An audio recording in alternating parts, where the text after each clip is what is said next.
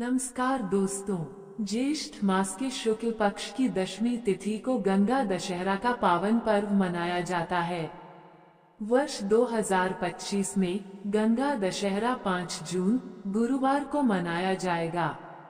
दशमी तिथि 4 जून की रात 11:54 पर शुरू होगी और 5 जून की रात 02:16 तक रहेगी। उदया तिथि के अनुसार गंगा दशहरा 5 जून को ही मनाया जाएगा। इस दिन स्नान दान का विशेष महत्व है और कई शुभ योग भी बन रहे हैं। गंगा दशहरा 2025 की पूजा विधि इस प्रकार है दोस्तों।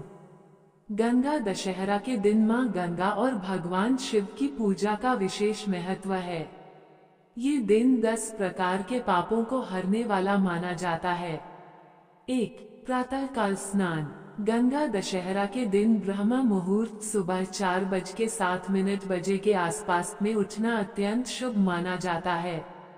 गंगा स्नान यदि संभव हो तो गंगा नदी या किसी पवित्र नदी में स्नान करें। मान्यता है कि गंगा स्नान से 10 प्रकार के पापों का शमन होता है। घर पर स्नान। यदि गंगा स्नान संभव न हो तो घर पर ही पानी में गंगाजल मिलाकर स्नान करें।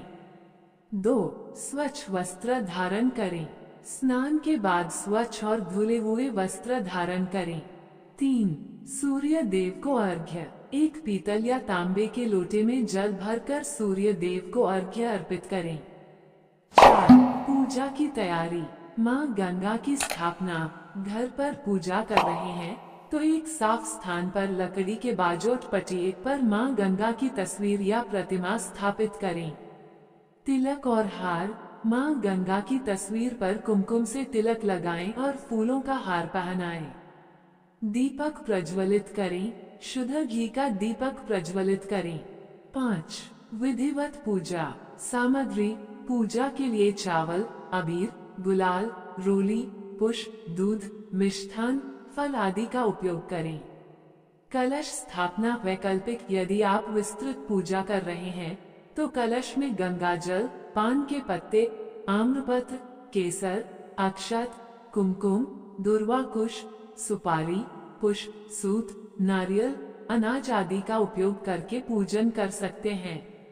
देवताओं का पूजन। भगवान शिव, मां गौरी यदि आप उनकी पूजा करते हैं और मां गंगा की विधिवत पूजा करें। 6. मंत्र जाप। मां गंगा का ध्यान करते हुए निम्न मंत्रों का जाप करें। ओम नमः शिवाय भगवान शिव की पूजा के लिए। ओम गंगे नमः मां गंगा के लिए। गंगे च यमुने चैव गोदावरी सरस्वती। गंगा गंगेति यो ब्रूयाद योजनाना शतैरपि। मुच्यते सर्व पापेभ्यो विष्णु लोकम स गच्छति।